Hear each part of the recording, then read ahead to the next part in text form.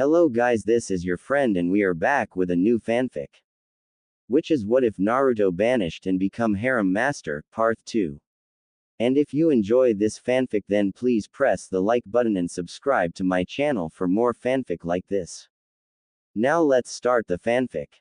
3 weeks had gone by since Team 7 had passed the Bell test. Since then, the team has been spending time between training and several low-ranking missions. Naruto, Mak and Gaz had been sparring with each other and Grimes to improve their kenjutsu. Sasuke had been receiving training from Kakashi who hadn't trained anyone else. Sakura hadn't made any progress at all, she didn't train or attempt to ask for assistance on anything. Despite Grimes' attempts to change Sakura's and Sasuke's attitude, it had all been a waste of his time. Naruto, Grimes, Mak and Gaz were walking back from another training session. As they were walking back, the four of them bumped into Team 8. Grimes glanced at Kurenai who turned away in shame. She couldn't make eye contact with the man she had hurt when he had done nothing wrong. Flashback. Kurenai was sitting before the Hokage who had a stern look on his face. Kurenai shifted nervously under his stare looking at the floor. Hiruzen let out a sigh before puffing out some smoke from his pipe. Kurenai, I must say I am very disappointed in you, he said. Hokage-sama, I didn't mean to, Kurenai began, but Hiruzen held his hand up. Kurenai, I know you take your career seriously, but you must not jump to conclusions like that. You have caused Grimes to almost kill 4 of our shinobi. Kurenai couldn't say anything, she bowed her head dejectedly. She just wanted to curl up into a ball and hide for the rest of the evening. 3 days ago she became a Junin, but in less than a week, she had already made a grave mistake. She wouldn't have been surprised if she was either stripped from her rank or demoted for this. Now, I'm not going to demote you or dismiss you from your duties. But you are still going to be punished, Hiruzen said. I understand, Hokage-sama, Kurenai replied. For your punishment, you are going to be stuck doing D-rank missions with your pay cut in half, and you are to apologize to Grimes when you see him again. Understand? Understood, Hokage-sama. Flashback end. Kurenai looked up and noticed Kiba trying to pick a fight with Naruto. She realized that it was because he made a comment to Hinata and Kiba became enraged, saying something about hitting on his woman. Kurenai then grabbed Kiba's ear and turned him to face her. Hinata is not your property, Kiba. Now shut up and don't ever say something like that again in front of me. Understood, Kurenai stated with a fierce glare. Kiba merely nodded, obviously shaken to the core. Kurenai then turned to Grimes and swallowed the lump in her throat. This was going to be more difficult than she had anticipated. His neon blue eyes were once again covered with a genjutsu to maintain a low profile. Finally gathering her courage she looked Grimes in the eye and took a deep breath. Grimes, would you and your team like to join us for lunch? Grimes was now confused from the request. Earlier that month she called him out and almost made him kill 4 shinobi. Now she wants his team to eat lunch with hers. As much as he wanted to deny the invitation, he knew it was rude and he was a chick magnet. Coming to a decision, Grimes gave Kurenai a grin and nodded. We'd be honored, wouldn't we guys? Grimes said looking at his students. Well, saves me some time. I wanted to ask Hinata to lunch at a point, Naruto said grinning at Hinata. Why you son of a bye, Kiba was about to yell, but stopped when he felt a hand on his throat. He looked down and noticed he was staring into Gaz's eyes and almost shit his pants in fear. Kiba realized that this was not the guy to piss off and immediately closed his mouth. Listen here you little shit, I think it's in the best interest as for your well-being that you do not finish that statement unless you want me to snap your neck, Gaz hissed. Gaz let go of Kiba. No need to make enemies with a fellow team, Grimes spoke. Gaz grunted and removed his hand from Kiba's throat. Kurenai was impressed at how well Grimes' students were disciplined. Her team's teamwork was great, but the lack of discipline was poor. Perhaps she could get Grimes to give her some tips. So where are we going for lunch? Mak asked. How about Ichiraku ramen? It's cheap and the food is great, Kurenai suggested. Sounds good, Grimes replied. The two teams arrived at the ramen stand shortly after and ordered their food. Naruto was flirting with Hinata, who was blushing like crazy. Kurenai had to give Naruto credit that his interaction with Hinata was helping her with her confidence in her speech impediment. She looked at Shino and noticed he seemed to enjoy talking with Gaz and Mac. Kiba glared at Naruto as he flirted with Hinata with clenched fists. Kurenai shook her head in disappointment at Kiba. She really needed to knock him down a few pegs. Grimes, I need to say something to you, Kurenai said, turning to him. What exactly do you need to say? Grimes asked, narrowing his eyes. He had a good idea what it was, but he was still cautious. He didn't want to get hurt again. I wanted to apologize what I did to you 3 weeks ago. I had no right to do that. If you could forgive me, I would be more than willing to start off again. Grimes looked at her for a moment before looking down to his ramen. He began tapping his bowl with one of the chopsticks in contemplation. His thoughts were racing and he was rather reluctant to reply. What should I do? Hiruzen said he would talk with her, but what if she tries something behind his back? On the other hand, she is willing to make amends with me. Ah shit, this is going to be difficult to decide. He was brought out of his thoughts when he felt a hand on his shoulder.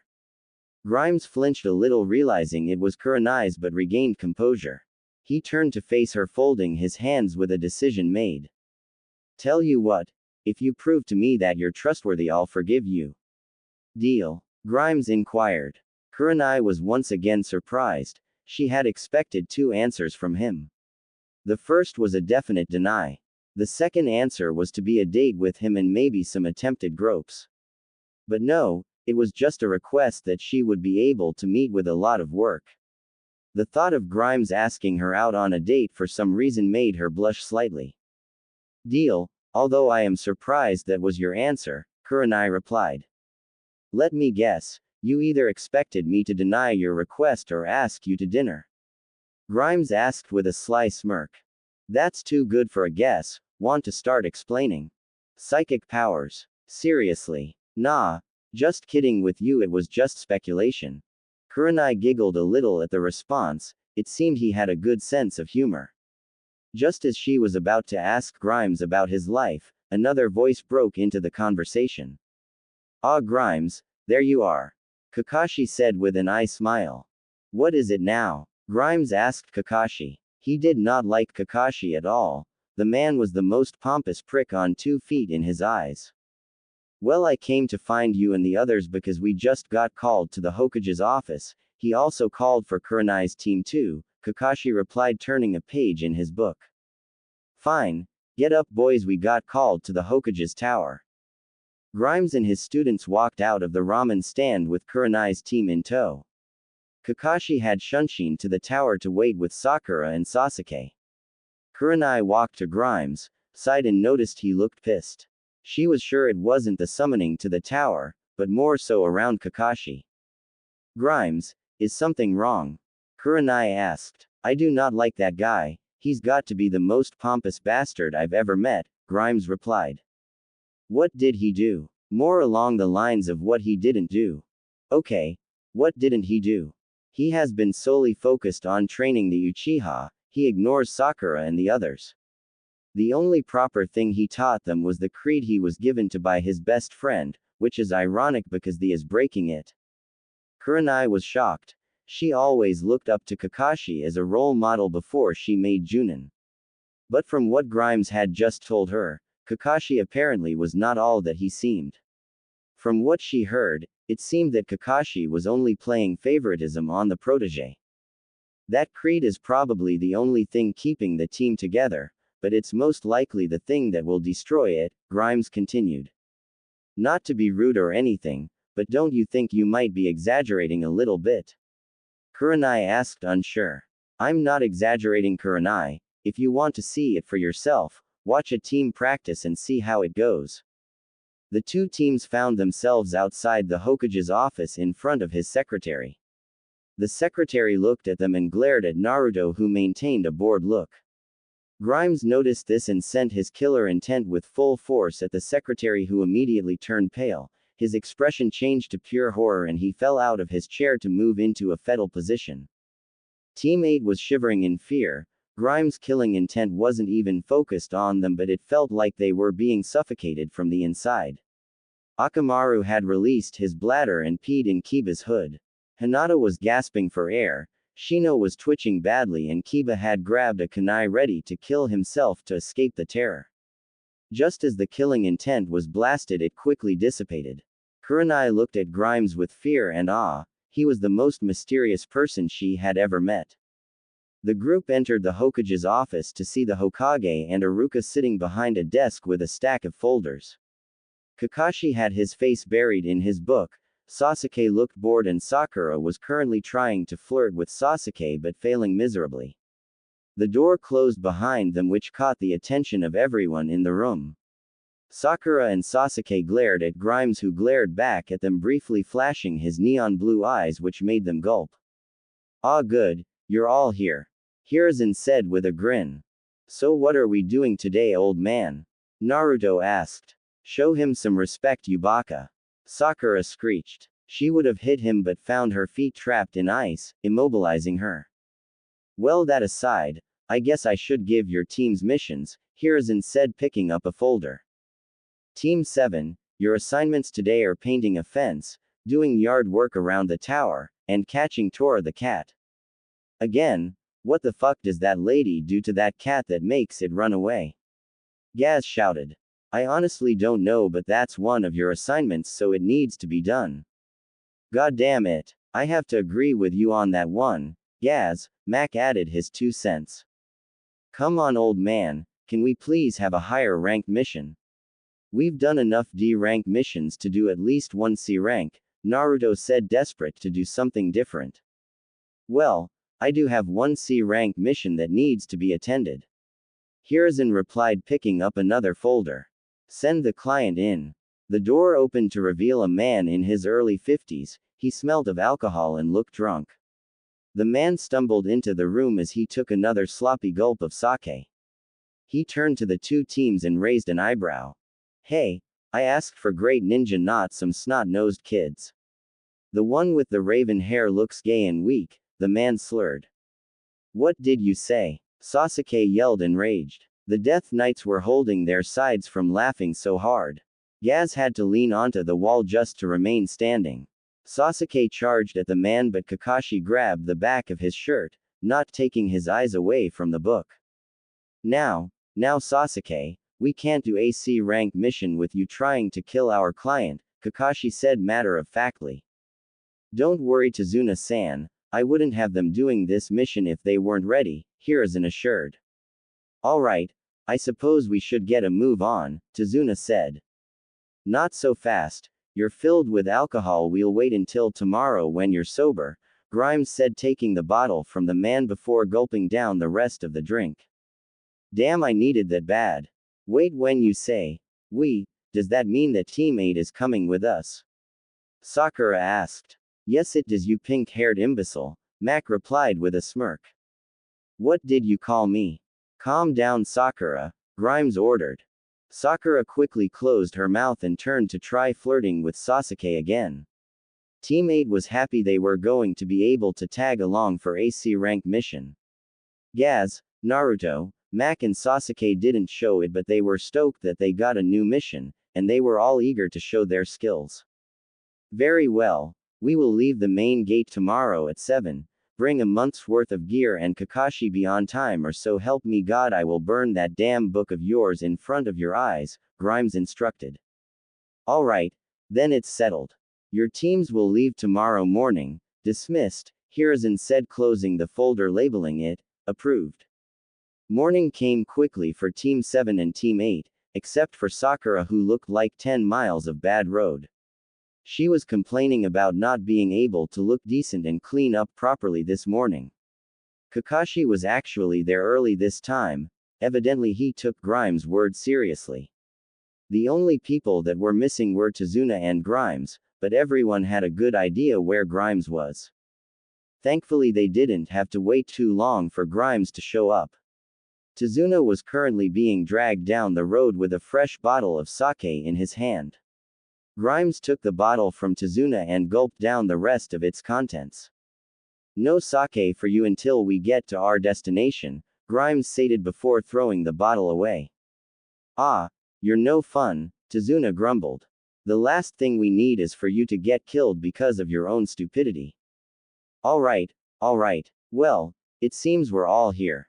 Does everybody have everything before we leave? Kurenai said looking at the genin around her. We have all of our stuff sensei, Hinata replied without a single stutter. Excellent, then let's get moving. Just as they exited the gate, a loud cry came from behind them. Startled by the sudden outburst, Kurenai threw a kunai with breakneck speed at the source. There was a squelch as the kunai embedded itself into flesh.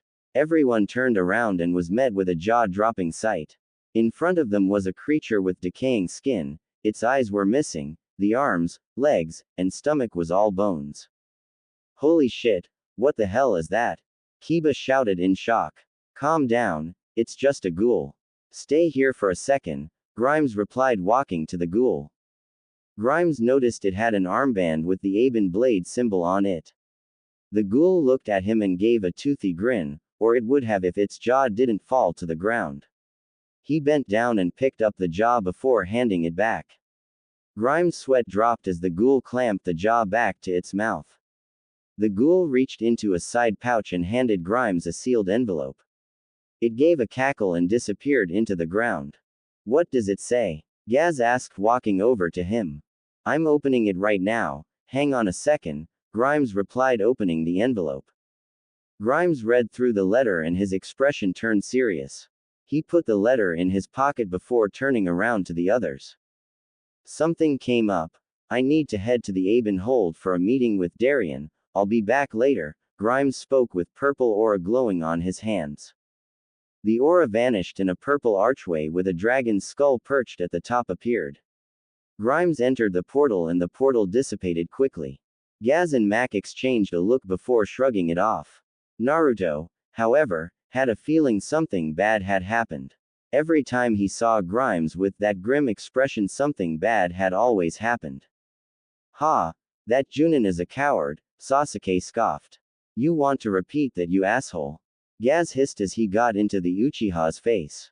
That's enough, we need to get moving now, Kakashi interjected turning a page in his book.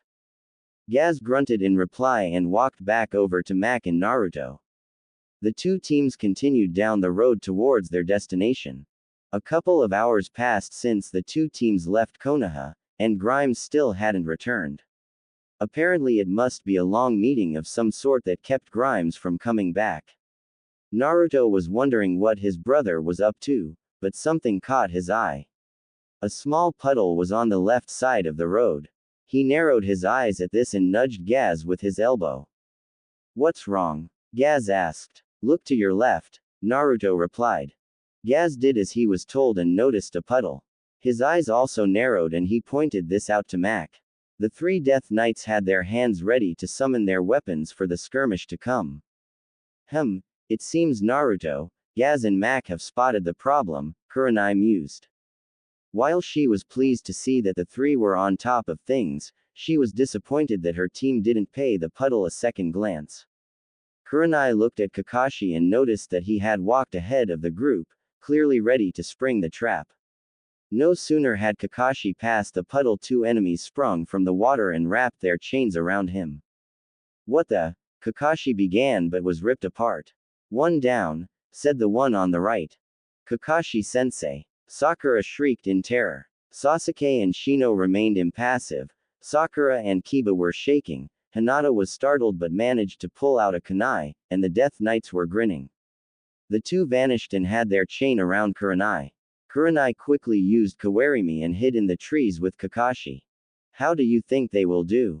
Kakashi asked, not looking up from his book. I have confidence in them, but let's see what happens, Kurenai replied. Meanwhile in the skirmish, the two teams stood in front of the two enemy shinobi that killed both Kakashi and Kurenai. Sakura and Kiba were shaking. Sasuke and Shino looked impassive. Hinata pulled out a kunai and got in front of Tazuna, and the Death Knights stood there gathering up runic power. The two enemy shinobi turned and dashed at Tazuna and Hinata. Hinata stood at the ready, prepared to fight and defend the client. Time to die. The right one shouted. 3 down. The left one began but was cut off. The two shinobi found themselves being pulled towards the Death Knights. Gaz quickly slashed at the two shinobi with a plague strike. There was a tearing sound as the blade ripped through their clothes. Mac charged at the left one and casted an icy touch, causing the shinobi to slow down. Naruto used chains of ice to immobilize the two rogue nin and slowly walked towards them, blade drawn. Gaz slashed at the right one with another plague strike, this time drawing blood. The shinobi screamed in pain and ran at Gaz with the intent to kill. Mac quickly raised his hand and used blood boil. Just as the shinobi was on Gaz, he fell to the ground twitching and writhing in agony. Shino quickly sent his bugs to eat out the chakra of the two rogue nin to subdue them. Sasuke then leapt at the two and knocked them out with 2 quick punches. The two rogue nin fell to the ground in a heap just as Kakashi and Kurenai appeared. Good job, team, Kakashi said with his eye smile. Very well done, Kurenai said with a nod. After tying up the two unconscious shinobi, Kakashi and Kurenai rounded on Tazuna. Tazuna looked away and became very interested with a nearby caterpillar. Tazuna-san, would you mind telling us why those two rogue nin were after you? Kakashi asked with a glare. They must just be some random bandits, Tazuna replied. Those are the demon brothers, both C-ranked missing nin, why were they after you? Naruto asked, walking to Tazuna. I don't know. You're hiding something. If you don't tell us now, we'll drop this mission and head back. Gaz shouted. All right, I'll tell you. Tazuna quickly surrendered. Tazuna told them the story about the tyrant Gato that arrived at the Land of Waves a few years back. Apparently Gato wanted to stop trade from the Land of Waves so he could receive all the income. The bridge Tazuna was to build was to allow trade once more to free them from Gato's tyranny. Gato must have found out about the bridge being built, so he sent missing nin after him to end his life, thus ending the hope of the bridge being built. Well, I'll admit that's a sad story indeed, Tazuna, Kakashi spoke. I know, but I'm begging you. Please, I'm sorry I lied about the mission, but our village was only able to gather enough money for a C-ranked mission. We'll give you the remainder of the money when the bridge is finished, Tazuna said, bowing his head. Tazuna, I understand where you are coming from, but this is at least an A-ranked mission, not even 2 genin teams should be on this. This is a job for a Junin or Anbu. I'm begging you on hand and knee here, damn it. Please, if you don't help us, this bridge will never be built. Tazuna pleaded. Kakashi-sensei, Naruto spoke up. What is it, Naruto? Kakashi asked, looking at the blonde. If you want to, you can take Sasuke and Sakura along with Team 8 back to Konoha. Gaz, Mac and I can continue this mission alone until Grimes comes back.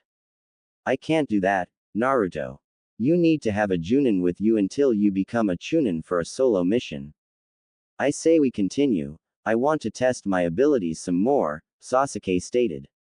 Yeah, Sakura said, agreeing with Sasuke. Kakashi stayed silent for a moment before looking at Kurenai. He walked over to her and began to ask what they should do. They came to the conclusion with a show of hands. Okay.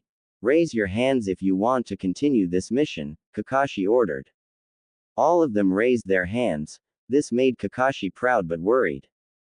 Kurenai and Grimes were easily Junin level, but down 1 Junin can be a problem. If they ran into a stronger missing nin, he would have the advantage of knowing what to expect. Very well, it looks like it's your lucky day, Tazuna-san. We'll continue with this mission, Kakashi said, opening up his book again. Thank you very much, Tazuna bowed. The group continued down the road, not noticing a shaded figure hiding in the shadows of the trees. The man chuckled before shining away in a swirl of leaves. Meanwhile at the Aben hold, Grimes was sitting against a wall smoking a cigarette. Darien was in a meeting, so he thought he would kill some time. He looked at the other Death Knights that walked by. All of them saluted him or gave a small wave of recognition. Grimes puffed out some smoke before putting the cigarette back in his mouth. Some footsteps came from his left and he saw 2 Death Knights sit down by him. "Want some coffee, Sergeant Grimes?" one asked. "Nah, I'm good," Grimes replied. "Hey, Darian's ready to talk to you now, Sarge," the other spoke. Grimes nodded and stood up before beginning to walk to Darian's office. He flicked his cigarette off the railing of the necropolis, watching it as it disappeared beneath the clouds. Grimes found himself standing outside Darian's office. He noticed a covered corpse of a fallen Death Knight on a nearby table. He shrugged it off and gave a knock to make his presence known to Darian. "Enter," Darian called. Grimes entered Darian's office. It was fairly clean, minus the paperwork on his desk, which seemed to be 8 feet tall. Darian was looking down at his desk, lost in thought when Grimes stood in front of him. "Everything okay? Who's that out there?" Grimes asked, indicating to the body outside Darian's office. Darian looked up at him with tired eyes and shook his head. He sighed before looking down at his desk again. "It's Captain McCreary, Grimes," Darian replied. Grimes' eyes widened in shock at the news that hit him. Captain McCreary was one of the strongest Death Knights that served the Aben Blade. Grimes had served under him for part of the Icecrown campaign. Captain McCreary was the best leader on the battlefield and he always got the job done. But now, he was lying on a cold table, dead. "What? How what?" Grimes sputtered, looking back from McCreary's corpse to Darian. "You might as well take a seat, Grimes," Darian said, pointing to the chair in front of his desk. "So what happened, Darian?" Darian looked up at Grimes and took a deep breath. "It happened early this morning. I was with McCreary leading an assault on a Death Knight bunker that was hidden in Mortarthar 1. Darian began. Flashback. Darian was killing an abomination that entered the perimeter they set up in defense. Some men from the Aben Blade and Argent Crusade lay dead and dying. Darian, McCreary and 20 others were all that remained standing at the moment. One soldier from the Argent Crusade was a gnome trying to use the communicator to contact the Skybreaker 2 for an airstrike. "There's Scourge everywhere. Phoenix 1, we need support now, goddamn it," the gnome yelled into the radio. He flinched as a goblin bomb detonated overhead, crumbling trees. "Say again, over," the voice called back from the radio. "This is Bravo 6, there's Scourge everywhere. We need support now. We got ghouls, skeletons, abominations, every goddamn thing coming at us. Conrad, I don't give a shit what bullshit they're giving you. Whatever breath you have left, you use it to scream into that goddamn communicator." McCreary shouted over the bombs. "And keep your head down." Conrad nodded and went back to screaming into the radio. "This is Bravo 6, can anybody hear me?" Conrad roared. "Conrad, keep your goddamn head down," McCreary barked. There was another explosion as a cannonball exploded above them, blasting McCreary to his back. He sat up and noticed Conrad lying on the ground with his forehead split wide open. McCreary tried to stand up but found it impossible to move due to fact his leg was broken. There was a loud roar coming from his front and he looked up to see an abomination. McCreary had no time to move and was instantly decapitated from the abomination's axe. Flashback end. So did you guys manage to liberate that bunker after McCreary went down? Grimes asked. Yes, we did. We made that into a new station for nearby soldiers, Darian replied, taking a swig of whiskey. Can I have some of that? Darian handed Grimes the hip flask of whiskey and he gulped down the remaining contents in it. He handed it back to Darian, who filled it up again with a whiskey bottle from under his desk. Correct me if I'm wrong, but since McCreary was the captain of the Death Knights of his regiment here, do we need a replacement? Grimes asked. Yes, we do. That's why I called you here, Grimes, Darian said with a smirk. So who's going to be the new captain? You are. The two sat in silence for a moment before Grimes shook his head. He began to chuckle and pointed at Darian. You had me there. Nice joke, Darian. Grimes said with another chuckle. I'm not joking, Congratulations, Captain Walcroft, Darien said with a straight face. He held out his hand and Grimes shook it.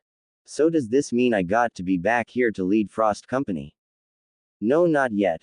Frost Company was pulled off the line because of all the casualties. They won't be back out there for another 2 years since we need more recruits to be trained properly. In the meantime, you are the new captain, so I expect you to inform Naruto, Gaz and Mac about McCreary. Since you got promoted, I'll need to promote them to higher positions to keep the regiment strong. Very well, Darien, I'll tell them, Grimes said with a bow before vanishing into the portal by the wall. Back with Teams 7 and 8, things were going smoothly. They hadn't met any enemies since the Demon Brothers 3 hours ago.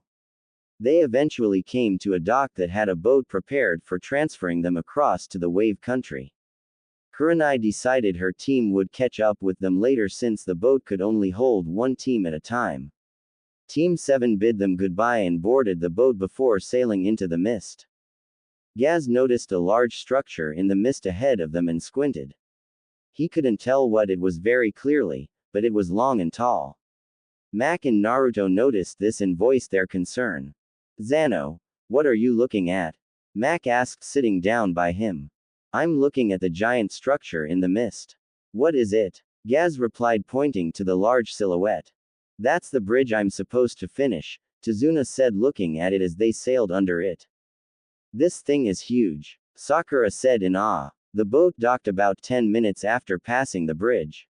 Team 7 bid goodbye to the man who finished turning his boat around and heading back into the mist. Good luck, you'll need it, the man called before vanishing into the fog. Team 7 got in a surrounding formation around Tazuna to protect him from all sides. It was quiet, almost too quiet. Gaz and Mac's eyes were scanning the areas sharply as they continued to Tazuna's house.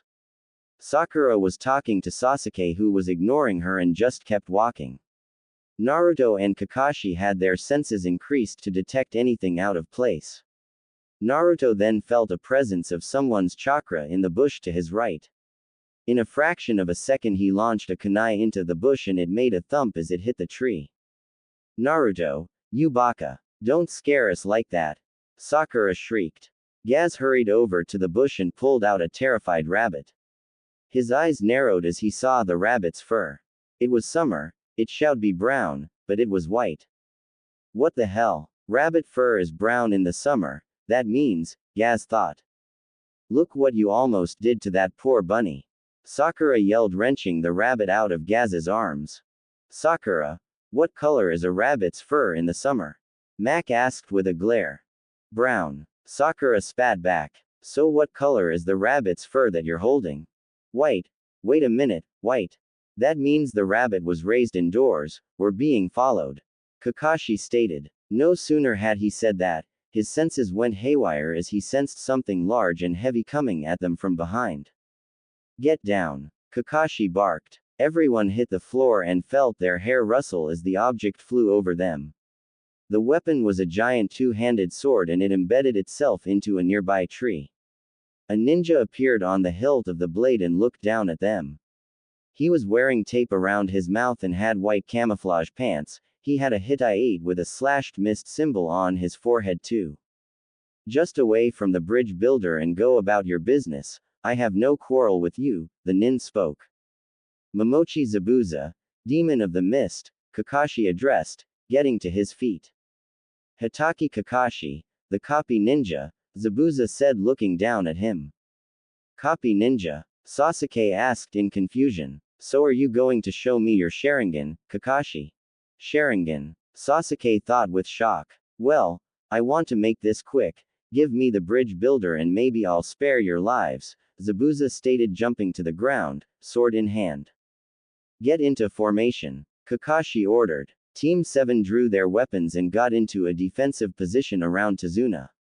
Zabuza chuckled at this and began to release his killing intent. The killing intent began to affect Sakura and Sasuke. Sasuke brought the kunai to his throat, ready to kill himself to escape the fear. Naruto, Gaz and Mac remained unfazed and glared at Zabuza. Sasuke, calm down, I will not allow any of my students to die, Kakashi spoke, turning to them with his eye smile. Trust me. Don't give them false hope, Kakashi. They should be able to fend for themselves. Zabuza taunted, going through hand signs. A thick fog surrounded the area, making it almost impossible to see one another. Oh shit, this is not good, Mac muttered.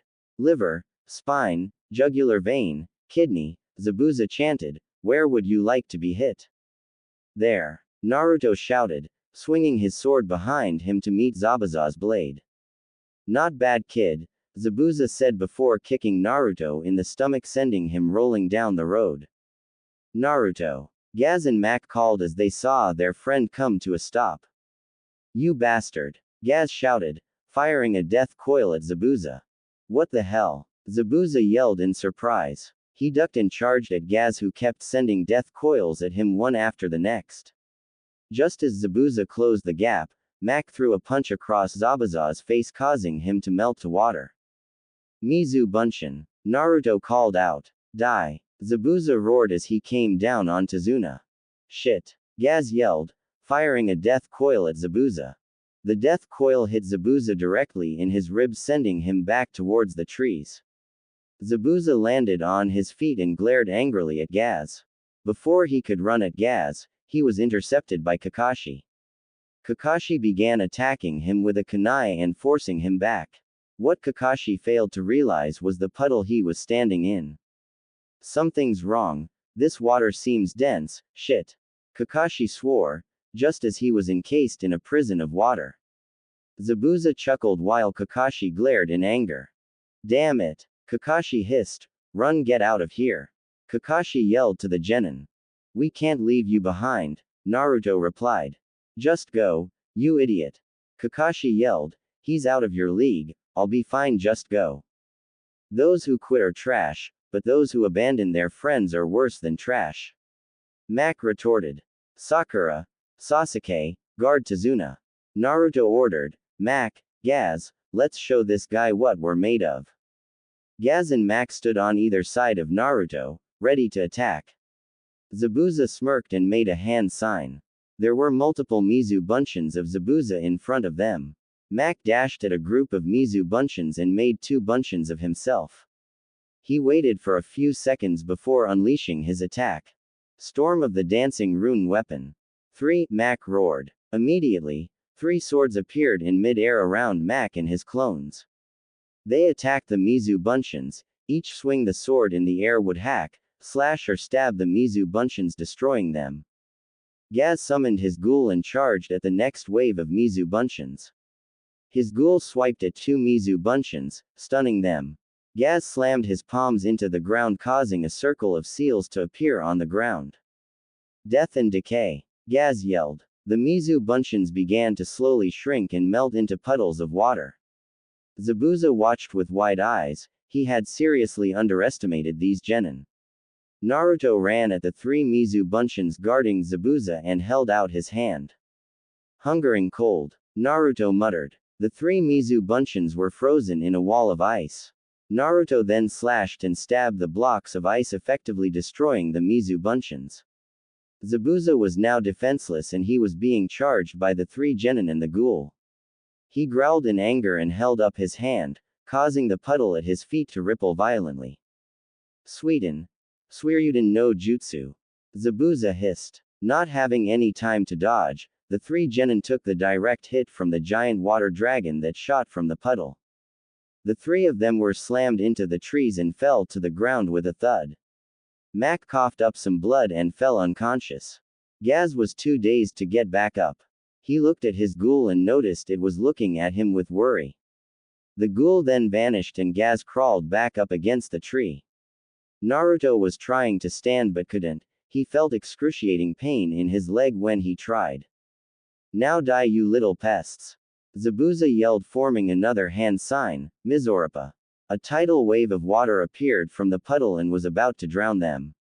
Just as they braced for their deaths, they heard a cry of hungering cold. Naruto and Gaz opened their eyes to see the tidal wave of water frozen in place. They looked for the source and saw Grimes standing in front of them holding his greatsword. He looked back at them and grinned. Looks like I got here just in time, Grimes said, turning back to Zabuza. Who the hell are you? Zabuza asked through gritted teeth. Your worst nightmare, Grimes replied. He shunshined and appeared behind Zabuza swinging his sword down at him. Zabuza released his arm from the prison holding Kakashi, causing it to dissipate. Kakashi shunshined over to Naruto, Mac and Gaz summoning Bunshins to carry them back to Tazuna. I'm going to kill you. Zabuza roared in rage, forming the hand sign for the Suiryuden no Jutsu. Mind freeze. Grimes called, holding his palm out at Zabuza. Zabuza immediately stopped the jutsu and his hand fell to his side. He glared up at the newcomer with hate. What the hell did you do?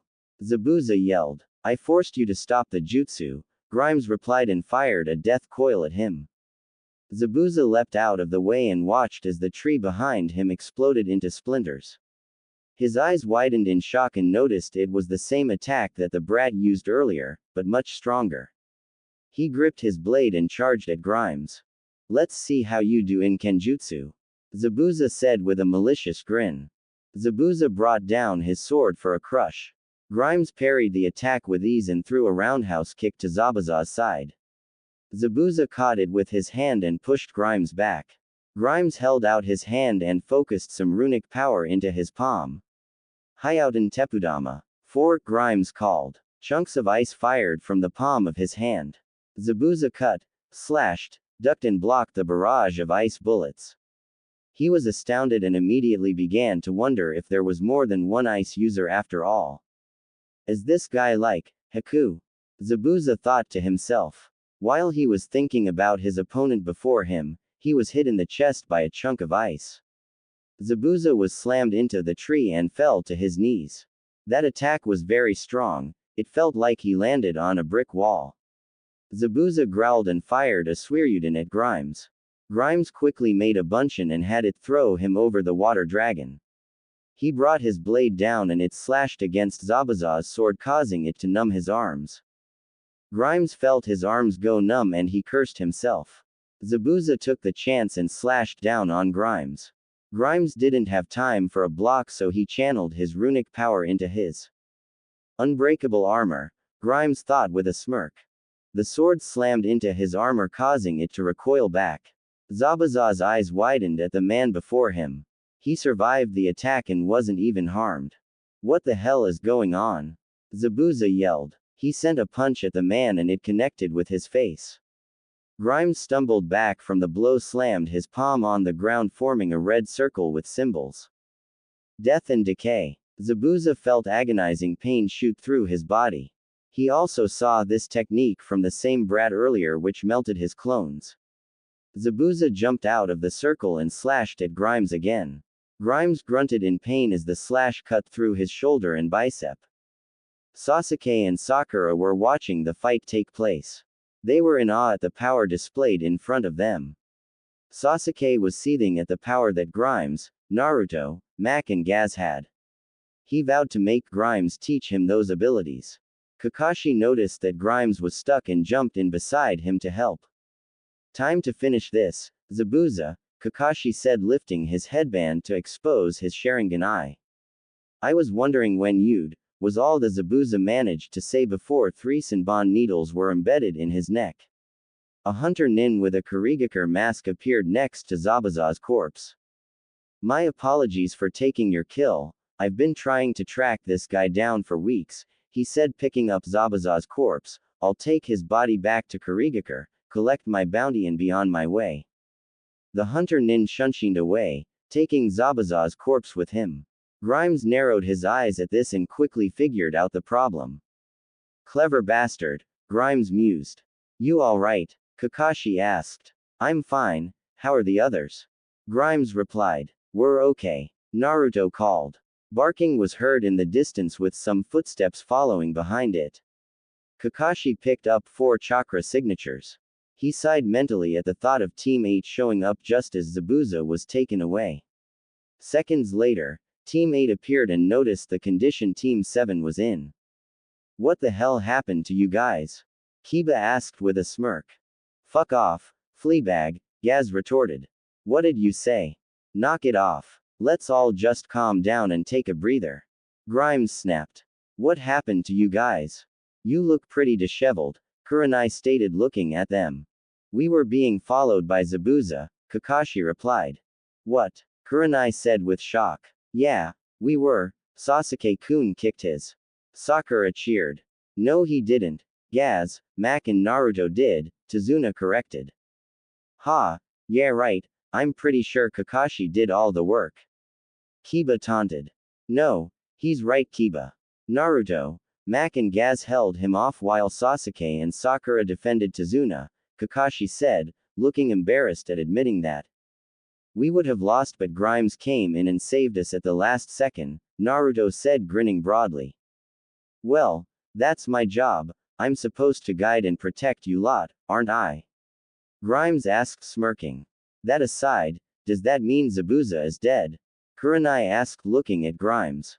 No, he's not, Grimes replied looking down. What do you mean? He got taken away by that hunter Nin. Sakura shouted. Exactly, Sakura, he took him away, they're supposed to dispose of the body on the scene. Grimes said emphasizing the word took. So, what now? Mac asked. We need to get to Tazuna's house, we'll figure out where to go from there, Kakashi replied. I agree, now Tazuna, if you can direct us to your dwelling we can get comfortable and think on our plan, Kurenai concurred. Don't need to tell me twice, my house is about 2 more miles down the road here, Tazuna said with a grin. The group continued their walk down the road towards Tazuna's house. Little did they know, their troubles were only just beginning. Teams 7, 8 and Tazuna were slowly walking down the dirt road. The sun was setting, causing them to hurry to some shelter. At long last, the group spotted a small 2-story house about 100 yards away. There's my house, Tazuna stated pointing to the shack. They continued moving, starting to move faster to get to the house ahead of them. As they stopped at the front door, they could smell some delicious food cooking. Tazuna gave a knock on the door and there were some footsteps coming toward it. The door creaked open revealing a long raven-haired woman. Father, you're home, the woman said with glee, hugging Tazuna. Yep, I'm in one piece thanks to these super awesome ninja here. Tazuna replied indicating the shinobi behind him. The raven-haired woman looked at the group behind her father and bowed. She noticed the brown-haired man in front of them and blushed slightly. Kurenai caught the glance the woman sent to Grimes and felt a little angry at seeing the blush. Please, come in. You must be hungry from the long journey here, the woman said standing aside. The group entered the house and entered the kitchen to smell the appetizing food in front of them. They sat down around the table and grabbed a plate for some dinner. Grimes had his hands folded in front of his mouth and he looked lost in thought about something. Naruto noticed this and decided to voice his concern. Grimes, what's up? He asked looking at his brother. I need to talk to you three for a minute about something, Grimes said standing up. Then let us hear it too. Sasuke demanded. Sasuke, it doesn't concern you, it only involves the 4 of us, Grimes said calmly. They're our teammates, we have a right to know what you need to say. Sakura yelled. Oh, now you refer to us as your teammates. I think I'm going to cry, Gaz said with sarcasm. I think they have a point Grimes, Kakashi began, we are all a team so whatever you need to say, you can tell us. It's classified towards you 3, Grimes replied. I'm an Uchiha and I order you to, Sasuke began but suddenly felt heavy killing intent hit him. What did I tell you about commanding someone that's a higher rank than you Uchiha? Grimes sneered. Naruto, Mac and Gaz stood up and followed Grimes out of the kitchen. The 4 of them walked to the study and closed the door behind them. Grimes put his palm on the door and it glowed red briefly, showing the sound block was up. So what happened after I left this morning? Grimes asked. After you left we continued to escort Tazuna here, Mac replied. About half an hour after you left, we were attacked by 2 Chunin-level missing nin, Naruto said leaning against the desk. After we took care of them, we found out Tazuna was hiding the truth about the rank of the mission, which is now A-ranked, Gaz finished. And that idiot didn't have you guys head back to Konoha? Grimes asked with barely contained rage. Well, we kind of pushed him to let us continue the mission, Gaz corrected. Regardless of that, the idiot still gave in to your wishes and endangered you all. Grimes snapped. He should have known better that there would be higher level shinobi ahead. Is there anything else that you haven't told me? Well, as it turns out, the reason why the mission is A-ranked is because the country here is being controlled by the tyrant Gato, and apparently he has hundreds of bandits and some shinobi working for him, Naruto informed. I see. Well, we might as well stay and finish this mission, which we will have a debriefing about with the rest of the so-called team, Grimes said, crossing his arms. But now the reason why I wanted to talk to you three is because of the letter I got from Darien today. What did it say? Gaz asked. Well, you three are aware of your basic training instructor McCreary, right? Grimes inquired. What about him? He got killed at Mortarthar early this morning. What? Mac asked in surprise. He was decapitated by an abomination while he was leading a group to take out a bunker of Death Knights in Mortarthar. But what does that have to do with us exactly? Gaz asked. Well, Darien said that he would need someone to take McCreary's place within the next 2 years because he wants to rebuild Frost Company after losing the majority of them in Icecrown this past year. So who's going to take McCreary's place then? Mac asked. Darien decided to promote me to captain of Frost Company, Grimes replied. Well, congrats on the promotion, but that still doesn't answer my question, Gaz said with a smirk. Bottom line, you guys are going to be promoted to keep Frost Company strong when we eventually go back to Icecrown. Sweet, Max said, standing up. Do you happen to know what our ranks are? No, not yet. Darien will probably promote you himself later. Right now he's got more pressing matters, Grimes informed. Alright, guess we should go get a debriefing with the others, Gaz asked. Yes, we should, Grimes said, walking to the door before stopping. By the way, you guys are going to have hardcore training for persuading Kakashi to continue the mission. Aw man, you're going to kill us, Gaz groaned. The four of them exited the study and walked back into the kitchen to see their comrades eating their dinner. They sat down and Tsunami brought them the dinner she had cooked as thanks. As they sat eating dinner, Grimes glanced at the members of his team and began to evaluate on what they needed to build in strength. Let's see here, Naruto has ninjutsu, kenjutsu and necromancy in his arsenal. Mac and Gaz have learned the standard bunshin and chakra exercises along with their necromancy. They will need to learn some more ninjutsu before we face Zabuza again, even if it's not strong, it will help them.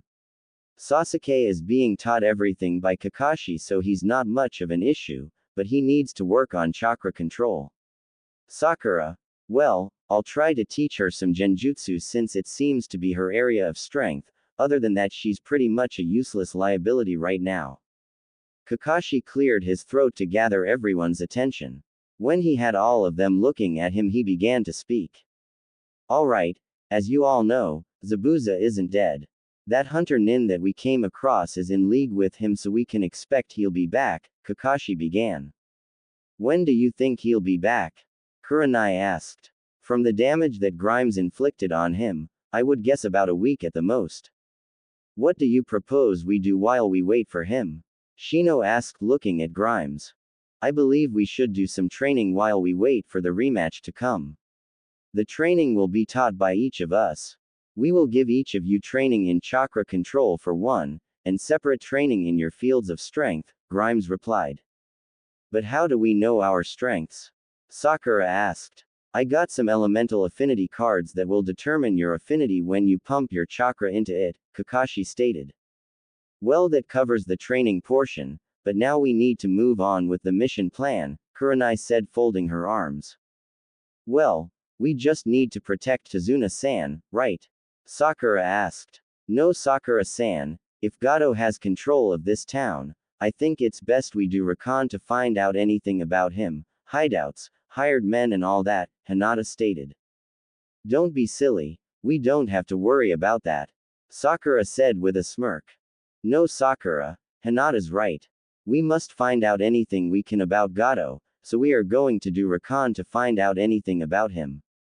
I think the best way to do that is to send 2 of you into town a day and ask around about Gato, then report back to us at the end of the day with everything you learned, Grimes said, looking at the group. I agree, Kurenai said with a nod.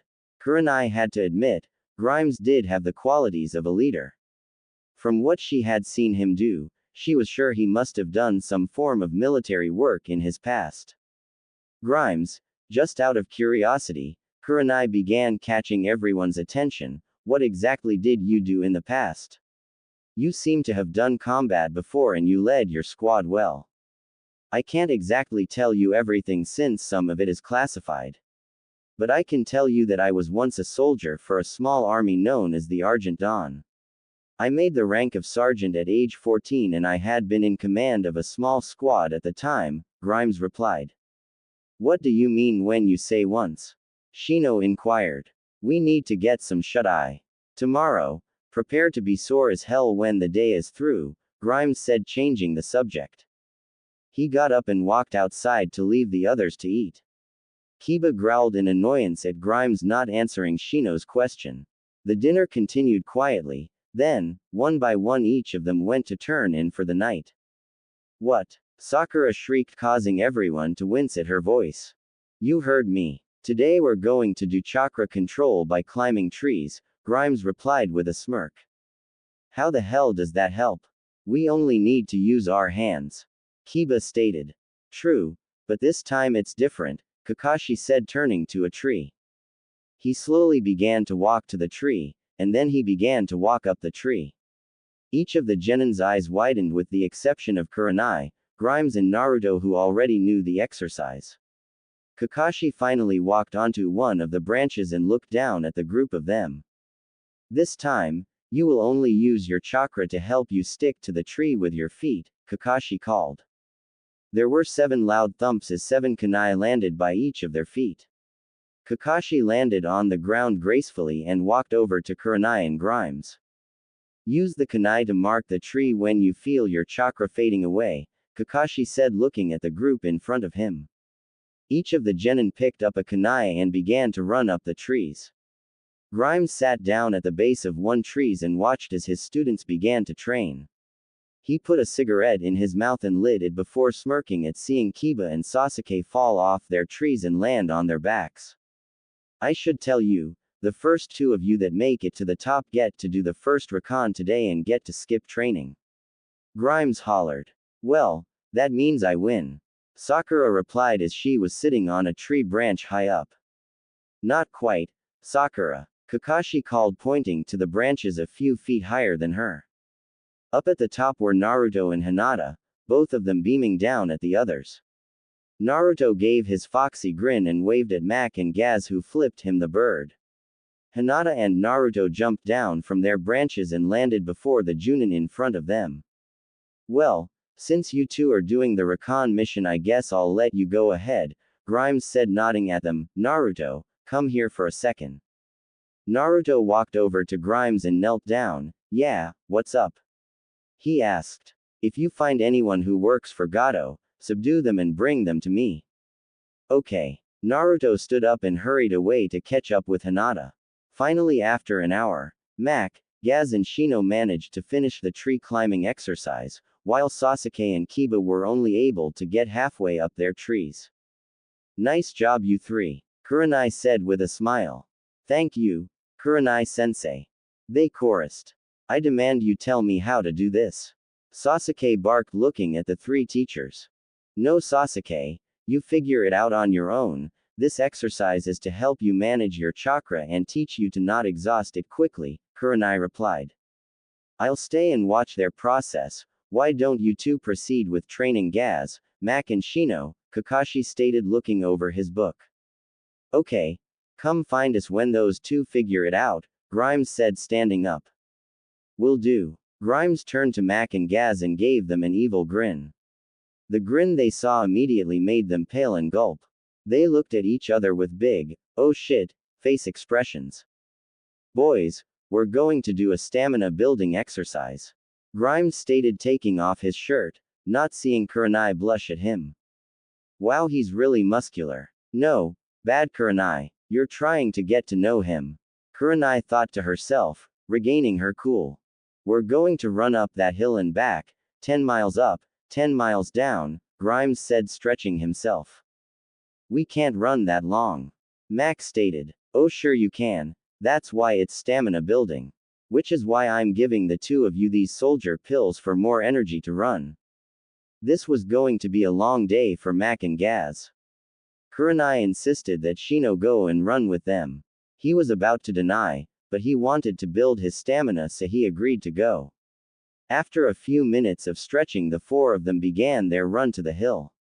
If they did it properly, they would be back by nightfall. Kakashi told Sakura to go and do the exercise with Grimes. She protested at first, but a glare from Kakashi forced her to run to catch up with them. Back with Naruto and Hinata, things were going smoothly. The two of them walked towards the town side by side, enjoying each other's company. After a short while they reached the town and were appalled at the sight of the village. Shit, I didn't think it was this bad, Naruto muttered as they entered the village. I could, Hinata replied, think about it, if Gato has been taking their income, this would obviously be the outcome. Good point. They walked to the town square and saw a small caged area that had blood stained on the ground. In the center of the cage there was a cross with chains dangling from it. Obviously this must be a public execution for those who opposed Gato. Naruto took out a pencil and wrote down the site on his note paper. Well, that's one piece for the Rakan report, Hinata muttered, looking over Naruto's shoulder. Yeah, Naruto replied. They turned on walk towards the west side of town towards the market areas. One place that would lose the money as soon as it was gained would be the shops, so they decided that would be their next spot. When they reached the market they saw many civilians with dirty clothing. A lot of them were carrying a small pocket knife or a boot knife, possibly mugging and looting anything when they had the chance, whether it was a store or another civilian. I'll check the shops on this side of the road, why don't you check the other? Naruto said, looking at Hinata. Alright, Naruto-kun, I'll come find you if I find anything, Hinata replied. Naruto walked into the first store on his right. It seemed to be a small convenience store which was in rough condition. The store's windows appeared to have been shattered dozens of times, one wall was being completely reconstructed, many holes were in the floor and many displays had been smashed. Naruto looked at the prices of the food which looked old and moldy. Food went by the pound in this country according to the town's records, which were reasonable prices. However, the food by the pound here was now around 2 times the normal price. Sir? Naruto asked, walking to the clerk. Yes, how can I help you? The man inquired. I was wondering about the prices on the food and was just curious if they were right. Of course they're the right price, who am I kidding? I have to raise the price in order to keep my store, even if the food is awful, the man continued with a choked sob. Mind telling me why? Naruto asked. Gato is taking my money from the store that I make selling this garbage. I have to charge the price double for 2 reasons, one to pay Gato and to pay the ridiculous taxes he puts on the store, leaving me broke. It makes it worse knowing the food I have sold so far has killed many people because of food poisoning. I see. Who comes to get the money from you? Does Gato do it or does he send some cronies? He sends cronies. There's supposed to be one coming this afternoon for the money.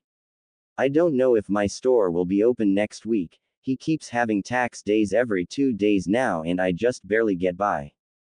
Alright, thank you for your time, Naruto said with a nod. Why are you asking me this, kid? The man asked. Because I'm here to help your country. I'm guarding Tazuna so he can finish this bridge. So you're a shinobi? Yeah, sir. Do you know the exact time that collector is coming in? Naruto asked. In about 10 minutes I believe, he replied. Alright, I'll be here to get him, just do what you normally do to distract him long enough so I can knock him out. I'll be right back. Naruto exited the store to look for Hinata. He noticed her walk out of a store across the street and hustled over to her.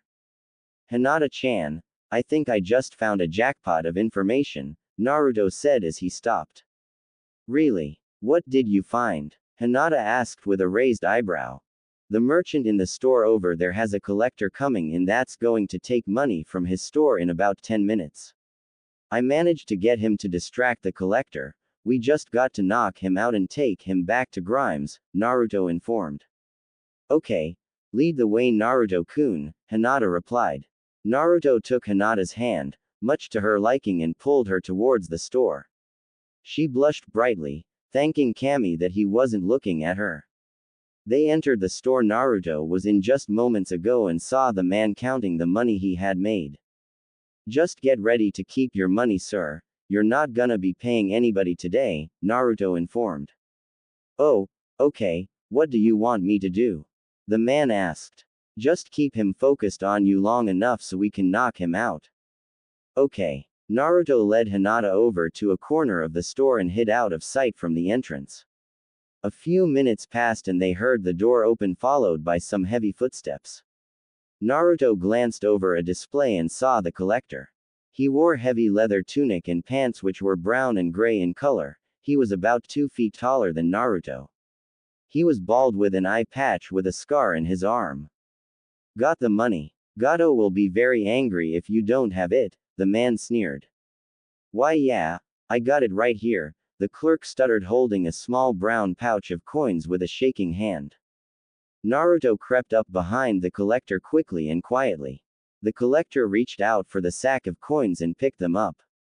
He gave a wicked grin showing his yellow teeth and pulled out a kunai.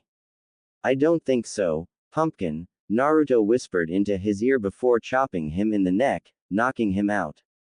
The collector fell to the floor out cold, dropping the sack of coins. Hinata hurried over and picked up the coins and handed them to the clerk. The clerk gave them an appreciative smile and nod. Thank you, the clerk said with a nod. No problem, Naruto replied, summoning some clones to pick up the collector. Come on, shitface, up you go, Naruto said, picking up the collector. They exited the shop carrying the collector, which received them some curious glances. Hinata activated her Byakugan to keep a lookout for any surprise attacks or followers. It was time to get some answers. Back with Grimes, Shino, Gaz, Mac and Sakura, all of them were finishing the run to the top of the hill. Well, Sakura stopped and began walking halfway up the mountain in exhaustion. Grimes made a clone to watch her to make sure she finished the run and not turn back. They 4 of them reached the top of the hill panting with sweat dripping down their faces. Nice job, you 3.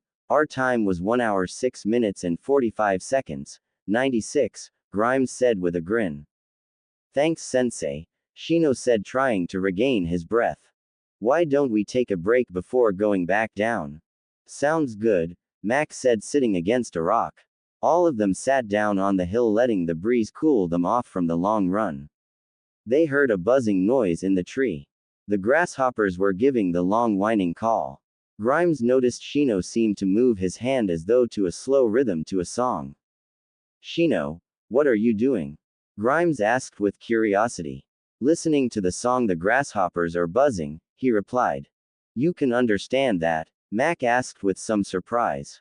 I have a Kikai clan of bugs in my body as a bloodline. I can understand insects and how they communicate. Really? What are they saying now? Gaz asked. Well, they're singing a song. About what? Grimes asked. Love. Huh. Can you improvise? Shino cleared his throat and began to translate the buzzing language. I'm at peace with you being with me, not leaving my side, holding me to the end of days. To be honest, Shino, I find myself to be curiously aroused by you, Mac joked, getting chuckles from all of them. You won't leave and I find myself at peace, Shino finished. Kami, Shino, any more songs like this, Zabuza won't have to kill me, Grimes said with a smirk, I'm just gonna slit my own wrists. All of them laughed at that. You're a strange person, Shino, Gaz said with a grin. Well, let's get going, I'm hungry and I don't want to miss Tsunami-san's dinner, Grimes said, standing up. The 4 of them stood up, each putting a soldier pill in their mouth to boost their energy again. Grimes began to lead them down the hill, starting with a slow jog. After 10 minutes, they see Sakura beginning to turn around with them. Oh no, you don't, Sakura. You're going all the way up, you're not going to cheat, Grimes said, pointing to the top of the hill. Ah, come on. Sakura groaned as she turned and began running up the hill again. That facial expression was priceless, Gaz said with a chuckle. As night came, Grimes, Gaz, Shino and Mac made it back to Tsunami's house with a coat of sweat on them. As they entered, they saw Kakashi, Kiba, Sasuke and Kurenai inside with Tsunami, Tazuna, and Tsunami's son, Inari, sitting at the table. Tsunami and Kurenai blushed looking at Grimes but shook it off and returned to their activities. So how was the stamina training? Kakashi asked, looking up from his book. Very good actually, although Sakura really needs work, Grimes replied, sitting down wiping his face with his towel. Why did she stop? No, she slowed down and tried to come back with us when we were on our way back down. I know she only walked the entire time on that exercise, so I don't know what to do with her. Where is she now? I have a clone following her to make sure she finishes the run. If she doesn't, I'm going to make sure she has a more tough training day tomorrow. We're back, Naruto called as he and Hinata entered the house with an unconscious man. Who's that? Kurenai asked. I asked Naruto to bring back any of Gato's henchmen if they found one of them. And evidently they found one, Grimes replied. Why'd you have them do that? Kiba asked. To gather information on Gato, so I'm going to use torture to get the answers we need. Ha, you're probably a, Kiba began but immediately felt Gaz's hand on his mouth. I really don't think that's a great idea to insult his torturing skills. He can probably give those interrogators in Konoha a run for their money, Gaz said with a glare. Kiba, you really need to think before you open that mouth of yours, Kurenai lectured. Whatever, Kiba muttered. The door to the house opened and closed, revealing an exhausted Sakura. Grimes' eyes narrowed as he noticed no sweat on her face or clothes. He dispelled his clone that was following her, receiving its memories. He sighed as he looked at Sakura with disappointment. How'd it go, Sakura? Kakashi asked. I'm so tired, Sakura said, slumping onto the table, resting her head. Sakura, tomorrow I'm doing some private training with you whether you like it or not. Be ready to work very hard, Grimes said, sending her a glare. What? Why? Sakura asked with some surprise. You didn't do any stamina building, you walked the entire time. I had a clone following you to make sure you did it, obviously you don't take this seriously. Sakura didn't say anything, she just lowered her head in embarrassment. She thought that if Grimes was gone and she waited long enough she wouldn't have had to run. Obviously he thought she would try it and managed to fool her. Well, I'm sure you all are hungry, so dig in. Tsunami said with a grin. She set some turkey, veggies, ramen and some alcohol. She took pride in her work when she noticed all of the boys drooling in awe of the food. Tsunami-san, we can't drink alcohol, we're too young, Sakura said with a small frown. Bah, what's a little liquor going to do? She asked with a grin, sitting down beside Grimes and Tazuna. I love the way you think, Grimes said, pouring himself some whiskey. Tsunami grinned and thanked him for the compliment. As they sat and enjoyed their meal, Gaz noticed Inari looking at all of them with irritation and anger. He raised an eyebrow at this and wondered what Inari might say if he were to open his mouth. Well, thanks for the delicious meal, Tsunami-san, Grimes said, standing up and walking to the unconscious collector. Kurenai, Kakashi, come upstairs to help with the interrogation when you're done eating. When Grimes went upstairs and out of sight, that's when Inari began to make himself known. He began to shake in barely controlled anger, his clenched fist shaking with stress. Why do you do it? He muttered. Huh? Gaz asked, looking at Inari. Why do you even try? You're all just gonna die. Inari shouted, his teeth clenched. What are you opening your yap about? Mac asked, growing irritated. You don't stand a chance against Gato. He'll kill you all. Inari yelled. Kid, shut up, you're taking us for granted. We're ninja, And he's got some small militia force who can only use some weapons and they have no abilities like a shinobi. We're elite and we can mop the floor with them without problems, Naruto said, glaring at Inari. It's people like you who piss me off, you know that. Inari yelled, you think you can do anything? Kid, calm down, you're beginning to piss me off, and that's something no one ever wants to see, Gaz warned. You should listen to my friend here, shut your pie hole or he's gonna light you up, Naruto said, getting more frustrated with Inari. You think you're so tough? Inari roared, you don't know what it's like to live a hard life. I bet you lived your life with comfort and joy. Gaz and Mac looked at each other, then at Naruto with fear, who began to shake with rage. Naruto snapped his head up and looked at Inari with cold eyes and sneered at him. You think I don't know what it's like to live a hard life? I don't know what it's like to have a hard life. You little prick, you know what I had to go through in my life. Exclamation mark. Have you ever been afraid to leave your house in fear for your life? Have you had people beat you close to death every day of your life and twice as hard on your own fucking birthday? Have you been blamed for something out of your control? Have you grown up without a mother or a father? Have you had to live on your own for half your life and scavenge food from a fucking dumpster in order to survive? Huh, have you? Naruto yelled, slamming Inari into a wall, glaring at him with absolute rage. Naruto, put Inari-kun down. Sakura shrieked. She was quickly pinned to the wall by Mac, who was glaring at her, letting off some killing intent. Now quit being such a whiny little bitch, because no matter how bad of a life you have, there's always one that's had it worse than you. Naruto spat, dropping him on the floor. Naruto turned on his heel and exited the house, muttering something about burning off some steam. He slammed the door so hard it broke off part of its hinge. The house was then deathly quiet, which was broken with the sobs of Hinata. Tsunami sent a disappointed glare towards her son.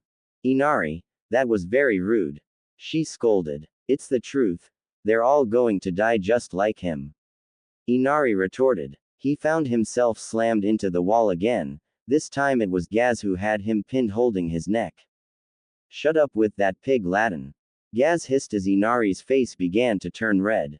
Listen, kid, I don't care who you are, but if you ever say something like that to my friend again, you'll be nothing but a damn blood splatter on my sword. His life was by far the shittiest that I have ever heard the story of. Now grow some balls and stand up for yourself. That's what you should have done when Gato first entered your country. He released Inari, who was gasping for air. Inari scuttled away from Gaz and ran upstairs to his room. Tsunami looked at them apologetically and sighed. Kurenai put her hand on Hinata's shoulder to calm her down. Mac let Sakura go and walked back to his chair, sat down and sighed heavily. Kurenai-sensei, is that true? Hinata asked, looking up at her with teary eyes. Hinata, what you heard Naruto say was a very sugar-coated version of it. If he told the true things he went through, you will be in even worse shape than you are now. I'm going to go find him, Kakashi said, standing up. Don't bother Sensei. He's got to calm down, so just let him do that and come to his senses, Gaz replied. Very well, but I'll send one of you out to get him later. In the forest a couple miles away from the house, many curses of anger and cracks of wood splintering filled the area. Naruto stood there panting, looking at his hands, which were bloodied and aching with pain. He swayed for a moment before falling against a tree. His vision went dark and he passed out from exhaustion. Hours later, Naruto's eyes fluttered open from the sunlight stinging them. He sat up and groaned from the dizziness he was experiencing. A shadow blocked the sunlight and he opened his eyes to see a girl hovering over him. She had long raven hair and was currently wearing a kimono with flowers. Are you all right? She asked. Yeah, I've still got a pulse, he replied. The girl giggled and began to look around for some herbs. Naruto noticed this and realized something. The girl's chakra seemed very familiar. It was similar to the Hunter Nin's chakra that helped Zabuza. Kyuubi, is it just me or is that the same chakra of that Hunter Nin? Naruto asked. No, I can sense it too. Watch yourself, Naruto, she might try something, Kyuubi replied. So, How is Zabuza-san doing?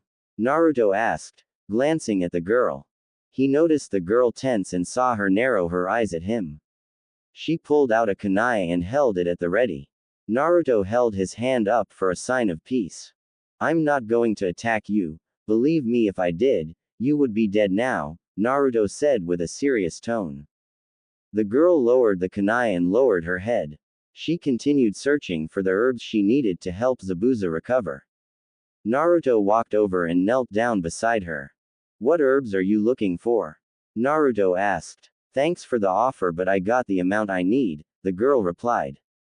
What's your name? Haku. I'm Uzumaking Naruto. Now, let me ask you something, Naruto said, standing up. Very well, Haku said, making a motion for him to continue.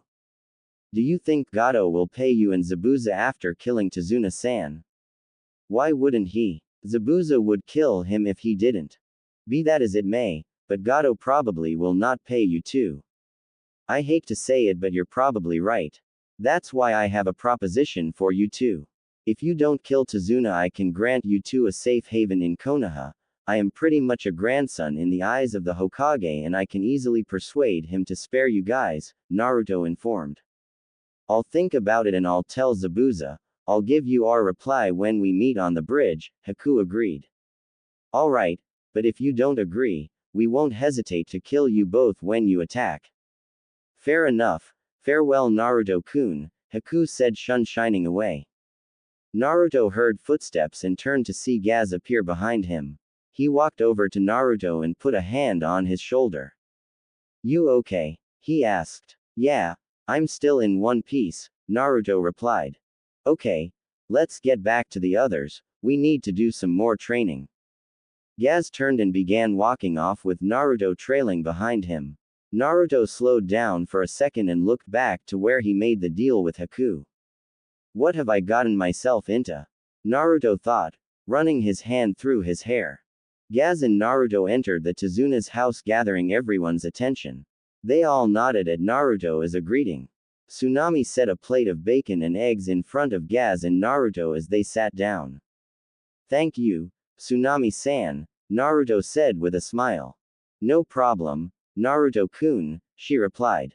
Grimes entered the room with a disturbed look on his face. This didn't go unnoticed by the genin of his fellow Junin. Kurenai decided to make herself known and decided to ask the question that was on all of their minds. Grimes, what did Gato's henchman say? Kurenai asked. All of you come with me.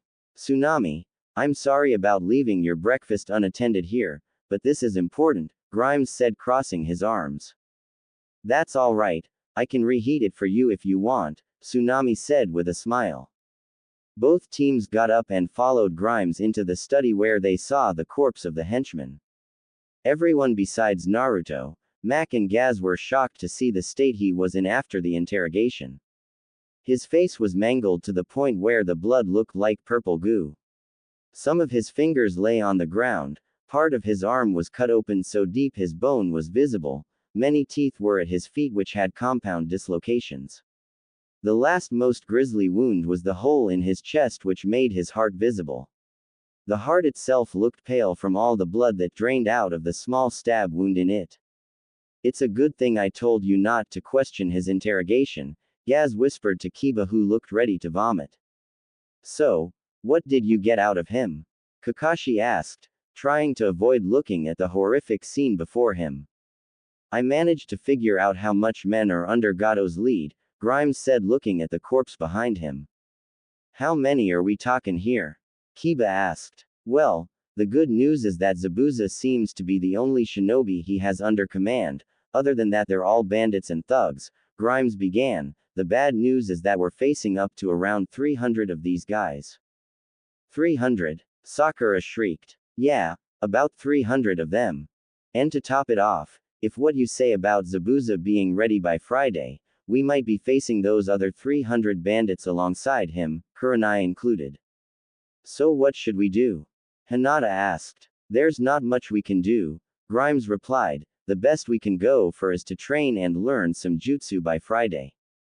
What kind of jutsu? Sasuke asked with a glint in his eye.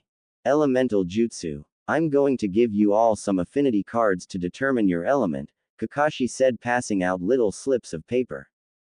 What do we do? Kiba asked. Pump some of your chakra into it and your paper will respond to your element by either burning, crumpling, getting wet, shredding, and so on.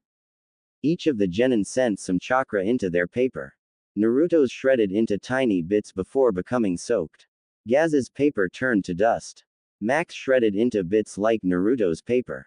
Sasuke's crumpled before bursting into flames. Sakura's paper soaked wet in her hands.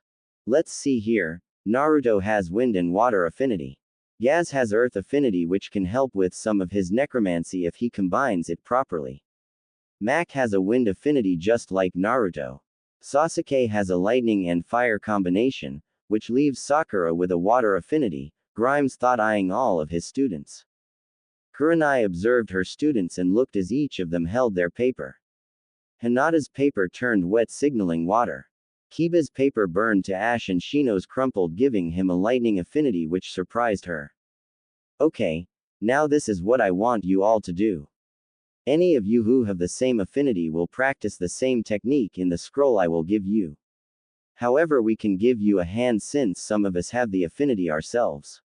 For example, I have fire and lightning, so I can give those who have those affinities assistance, Kakashi explained. Alright, Naruto, Mac, I got a scroll for wind affinity here. Take it and start learning the hand signs and observe what it can do to see if you can combine it with your necromancy. Wilco, Mac said, taking the scroll. Hinata, here is a scroll for some water ninjutsu, take it and study it with Sakura, Kurenai said, tossing her the scroll. Hi, sensei, Hinata replied. Kiba, Sasuke, I'll show you to a standard fire ninjutsu and help you master it, Kakashi said, looking at them. Shino, I can give you a lightning scroll on some basics, Kakashi continued, handing him a scroll with a lightning strike on it. Gaz, here is an earth scroll with a couple earth techniques for defense and offensive attacks, Grimes said, handing Gaz a scroll with a rock emblem. Get going, we need to get some of these under our belts to be ready for the fight, Grimes said, looking at all of them. The teams exited the room, but Grimes told Mac, Gaz and Naruto to stay for a second. Grimes shut the door and turned towards them and glanced at the dead henchman. Grimes' facial expression adapted a serious look. What's wrong? Naruto asked. We've got a problem about Gato, Grimes said, looking at him. That dead bastard there, said Gato, was acting a lot worse than normal. He said that Gato had some kind of strange aura in him and he doesn't seem to be human. So he's become a demon, or is he a strong shinobi that's pulling a feigning act? Gaz asked. I'm not sure, but I'm going to find out today.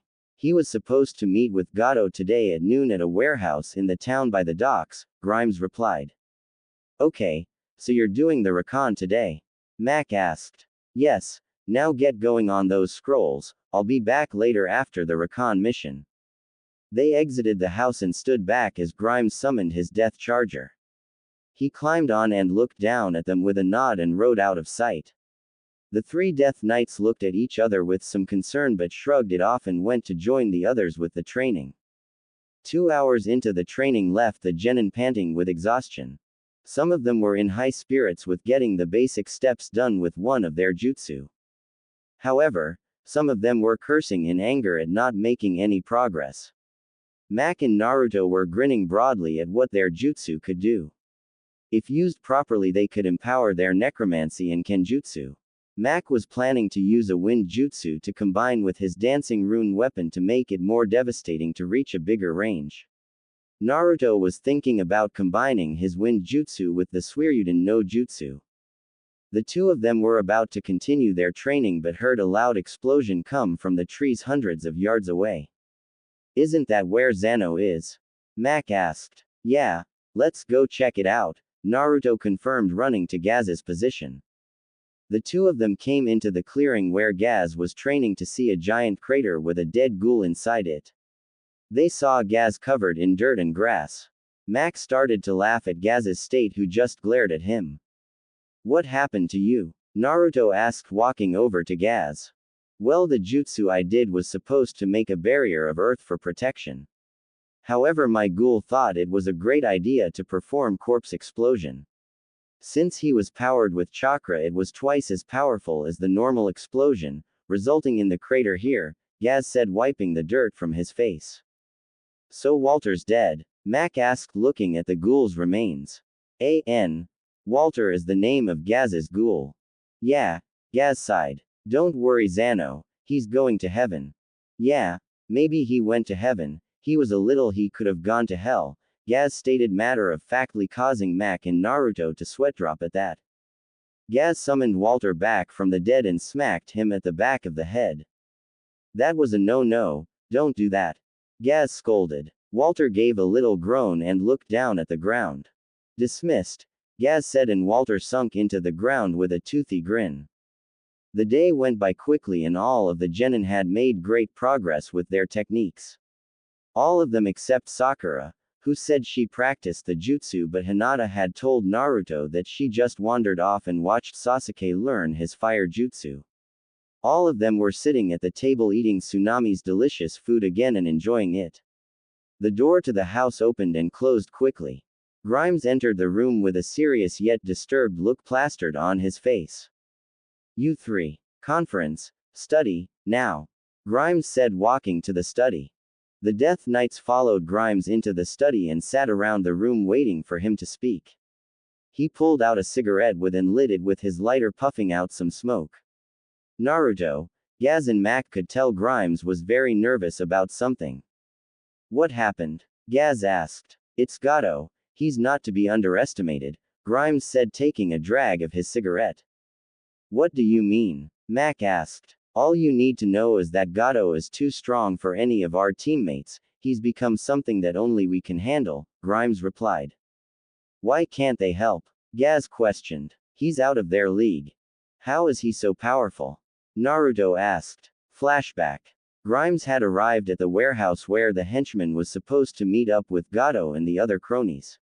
He quickly made a clone and hanged him into the henchman that he interrogated. The clone walked to the entrance of the warehouse and rapped on the door. The door opened and his clone entered the building. Grimes then walked over to the freight yard and climbed onto the crates. He kept climbing until he got halfway up the side of the warehouse to where a ladder led up into the building. Grimes glanced around for any patrols but found none, so he continued climbing the ladder. Once he entered the warehouse, he looked down from the catwalk he was on into the room below. He noticed his clone talking to another henchman before walking to a room on the opposite side. Grimes felt a very powerful aura in the room his clone entered. Finding it important, he began to descend down the ladder to the next floor. Grimes noticed a guard who was having a smoke with his back turned. He walked over slowly, drawing his blade. Grimes covered the guard's mouth and shoved his sword through the guard's back, killing him instantly. He dragged the body over to the crates and noticed a garbage chute. He pushed the dead guard into the chute, hearing a splash of water a few seconds later. Grimes then entered the room and felt the aura beginning to grow thicker. It was hard to breathe from the dark power it was emitting. He wondered where the power was coming from until he saw it. He looked over the railing and saw a sealed cauldron with dark purple aura surrounding it, a phylactery. Grimes' eyes widened in shock. It wasn't possible. The Scourge were here. He shook his head and noticed a squat little man in front of the cauldron filling up a small vial of the liquid. He wore a black business suit, black sunglasses, and he had a cane in his hand. Grimes saw his clone come into view and kneel before the man. Gato, I have collected the money from the market and stored it away in the vault. Excellent work. Now go and patrol the docks, Gato replied. Yes, sir. Grimes's clone left the room and dispersed. He looked down and noticed Gato drink the liquid from the phylactery. Gato fell to his knees and began to twitch violently. He let out an eerie roar as he began to grow while his flesh became pale and slowly melted away. Grimes watched in shock as Gato slowly turned into a lich. After transforming, Gato gave a mad cackle and looked to his right. Ah, absolute power, Gato said with a wicked grin. Now which one of you will die first? Gato used a death grip and pulled over a small child who was crying and cowering in fear. Gato slowly built up power and a blue aura came off his hand. The child turned and began to run towards the door which was locked from the outside. No, Grimes whispered as he saw Gato fire the frost bolt at the kid. The child gave a terrified scream but it was silenced as he was frozen in a block of ice. Gato glided over and rested his hand on the block of ice. He slowly lifted it, pulling out a blue wisp which Grimes confirmed was the boy's soul. "You fucking animal," Grimes whispered to himself.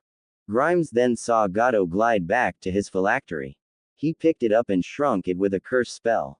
He opened his bony mouth and swallowed the phylactery whole and gave another mad cackle. By this point, Grimes had seen enough. He shunshined out of the warehouse and onto the bluff overlooking the freight yard. He needed to get back to the others and inform them of what he had witnessed. Flashback end. He became a fucking lich. Gaz asked with horror. Yes, and what makes it worse is that now he has sealed his phylactery inside him which will make it very hard to kill him, Grimes replied. But how did he get his hands on the necromancy to make a phylactery in the first place? That should be impossible, Mac inquired. I don't know myself, but we cannot afford to let our guards down on Friday, Grimes said, puffing out some smoke. Should we tell the others about this? Or should we just tell them to leave Gato to us? Naruto asked, standing up. We'll have to just tell them to leave Gato to us, Grimes replied, opening the door and walking out to the kitchen. The Death Knights sat around the table and began helping themselves to dinner. Many of them ignored the glares their teammates gave them about not including them in the conversation. Naruto felt Hinata place her hand on his and looked at her with a faded blush. Are you okay, Naruto-kun? Hinata asked with concern. Yeah, I'm okay, thanks for asking, Naruto said with a grin. I demand you to tell us what you told these dobes now. Sasuke snapped, stabbing his fork into his piece of pork. Grimes looked at the Uchiha with a blank stare. No, Grimes said with a shake of his head. Why not? We deserve to know, Sakura retorted, supporting her crush.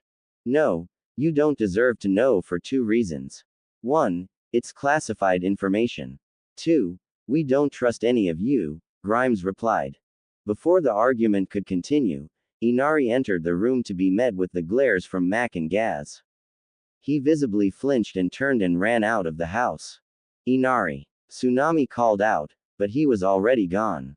I'll go find him, Grimes said, standing up. Grimes got up and exited the house after Inari. He walked to the dock at the lake near their house. Grimes eventually found Inari sitting on the end of the dock looking into the water. He walked over and sat down by him. How are you doing, Inari? Grimes asked. I'm okay, Inari murmured. So I heard about the little episode you had with my students. Inari kept silent and continued looking at the lake. Grimes put a hand on his shoulder to get his attention. Inari, you have to understand why Naruto snapped at you when you said that comment, Grimes began. Naruto never had the fortune of growing up with a mother or a father. You were fortunate to have both and one is still with you. Even though he had a rough life up to date, he still manages to get himself through his ordeals by protecting those close to him to earn respect. Inari was shocked at that but managed to keep it contained. He nodded at Grimes and gave a small smile. The two of them stood up and began walking back to the house. Dawn came on Friday morning, awakening the shinobi to their inevitable battle to come. Gaz sat at the table holding his rosary, moving to the next beat after each prayer. Mac kissed the cross on his necklace before putting it under his shirt. Grimes was twirling an unlit cigarette between his fingers, preparing for the battle against Gato and his newly acquired powers. Kakashi read his Ika Ika book much to the dislike of everyone in the room. Sakura was shaking with nervousness. Sasuke was twirling a kunai from his pouch while glancing at the others. Naruto was looking at his feet waiting for further orders. Kiba was scratching Akumaru's head while they waited. Shino stayed silent and stood in the corner of the room. Hinata was rubbing her hands together, praying she would survive the encounter. Kurenai came into the room and looked at her comrades all doing various activities to calm themselves. Are we ready to go? Kurenai asked, looking at the group. Let's do this. May the light bless us, Grimes said, walking out the door. Come on, Tazuna-san, Kakashi said, pulling Tazuna with him. I'm coming, get your perverted hands off me, he retorted. The rest of them exited the house and began to walk down the road. Gaz and Naruto took point and had their swords at the ready for any surprise attacks. Kurenai and Kakashi stood on opposite sides of Tazuna, who was in the center. Kiba and Mak protected Tazuna's front and back. Sasuke, Shino and Sakura followed Grimes in back as rear guard. Naruto held his hand up, signaling them to stop. He wouldn't have caught the scent if the wind hadn't blown. He looked to the east and smelt the stench of blood. He turned and pointed at Grimes, beckoning him up to him. What's wrong? Grimes whispered. I smell blood coming from the east. I'm going to check it out, Naruto said. All right, meet us at the bridge when you find the problem, Grimes replied. Naruto nodded and ran off into the woods towards the east. Where's the Dobi going? Sasuke asked, looking to the woods. He smelt blood, so I had him go check it out. He's going to meet us at the bridge, Grimes replied. What a coward, Sasuke began, but immediately found himself trying to breathe after a strike to the throat from Hinata. Shut up and keep moving, she hissed. Oh, snap, thought all guys. Sakura was about to yell at Hinata but was silenced with a deadly glare from said girl. The look in her eyes seemed to say, try me, to Sakura as a taunt. After Sasuke stopped sputtering, they continued towards the bridge, not knowing what they were about to see. Meanwhile, Naruto had finally found the source of the blood. In front of him lay a dead boar which was cut to shreds with a sword. He knelt down and touched a wound from the boar to determine how long ago the cut was made. As soon as he touched it, blood shot out and landed on the ground in front of him. It was killed just recently, but what would, he thought to himself, and then it hit him. An assassin must have gone towards Tazuna's house. He swore angrily and summoned a clone. He ordered the clone to meet his team at the bridge while he ran to Tazuna's house. Naruto panted heavily as he finally saw Tazuna's house come into view. He saw two men enter the house with swords and heard a scream. Naruto shunshined under the house's deck and peeked through the cracks of the wooden floor. He could see the two men looking at Tsunami with smirks. Well, we got her, let's take her to Gato, said one of them. I think we should have some fun with her, said the other. Leave my mom alone, yelled a voice from behind them. Inari. Oh shit, Naruto muttered as he saw the two turn away from Tsunami. Well, look at the little brat, you gonna cry now? Asked one of them with a quivering voice to taunt him. Naruto walked a few feet over to the right and saw a small hatch which revealed a floor door. He pulled the hatch and opened it quietly, looking at the Tsunami, who looked down with shock. Naruto held his fingers to his lips to signal her to remain quiet. He crept out of the door and turned to see the two bandits walking over to a shaking Inari. He took out his boot knife and walked over to them catlike. One of the bandits raised his arm to slash Inari with his sword. Naruto made his move and threw a kunai into the back of the bandit's neck, killing him instantly. He then turned over the other and put a hand over his mouth, stabbing him in the kidneys, which killed him quickly. Naruto looked over to the petrified Inari and put a hand on his shoulder. Hey, you okay? Naruto asked. Yeah, I'm okay, Inari replied. Hey, don't be like that. You stood up to those guys to protect your mom, that takes guts. I'm proud of you, Inari, Naruto said with a grin. Thanks, Inari said, grinning back. Hey look, take care of your mom, I need to get back to the bridge to help your grandpa. Yeah, and with that Naruto ran out of the house into the bridge. He needed to get in range distance to use the Kawarimi. Back at the bridge, the others made a disturbing discovery. Many of the workers that agreed to help build the bridge with Tazuna lay on the ground bleeding out and dying. Gaz ran over to one of them and helped him to a sitting position. The man coughed and looked up at Gaz, who was slapping him lightly to wake him up. Hey, come on man, wake up, what happened? Gaz asked, shaking him. They came out of nowhere. They got me man, they got me, he said before his eyes closed. He's gone, Gaz announced, looking to the others.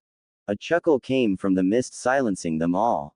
They all sunk down in battle stances and looked around for the sinister laugh. Well, guess who's here? Zabuza voiced. Show yourself, Sasuke called. I'm already here. The mist cleared up a little bit, revealing 10 Mizu Bunshin clones of Zabuza. Kakashi eyed his students and gave an eye smile. All of the boys had a weapon drawn, ready to fight a clone in front of them. Go ahead, give them hell, Grimes said with a grin.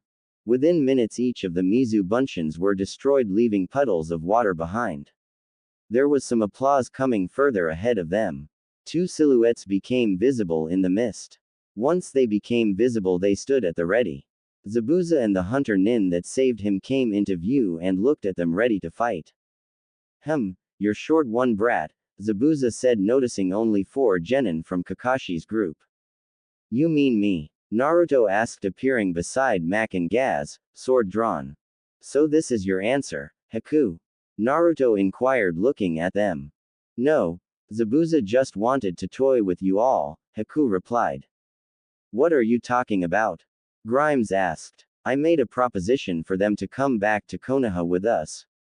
What? They all asked. Listen, do you really think Gato will pay them if they killed Tazuna? Naruto asked, looking at them all. Now that you mention it, you do have a point, Kurenai said, folding her arms. Trust me, I didn't like the idea myself, but after I thought about it, the brat did have a point, Zabuza said, walking over to them with Haku close behind. So, you killed all these men? Sakura asked in fear. No, Gato sent 2 men of his out here. This isn't my work, Zabuza said, shaking his head. Oh, so I suppose your style is more sufficient? A voice asked from behind them. Gato, I think I owe you something, Zabuza said, turning around. What would that be? Your death, Haku, let's go. Zabuza and Haku charged toward Gato, who stood there with a smug look on his face.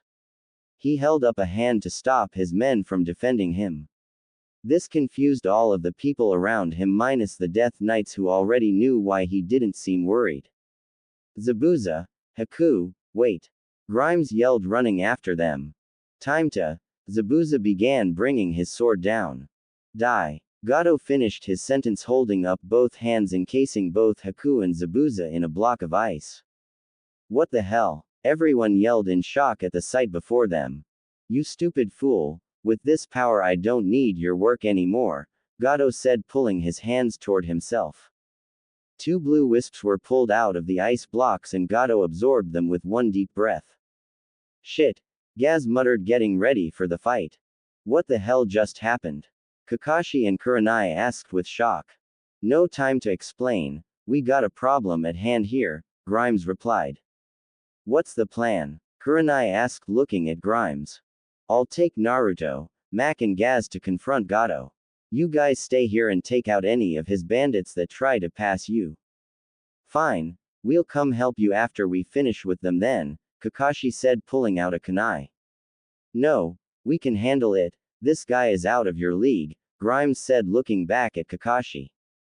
That can't be possible, Sasuke retorted. It's possible and it's true, Uchiha, so you stay here and help with the bandits. Gato took out his cane and delivered 2 quick taps to each of the blocks of ice. There was a bright flash of light as the ice blocks shattered, littering the ground with ice. Naruto felt rage build up within him from seeing Gato kill Haku and Zabuza. Gato looked at his men and pointed at the shinobi in front of him. Kill them, then loot everything from the village, Gato said. He looked at the kunoichi in front of him, but leave the women alive, we need some more entertainment. That comment was a good enough taunt to cause Naruto's and Grimes's blood to boil. There was no way this twisted little bastard was getting his rat claws on any of their comrades.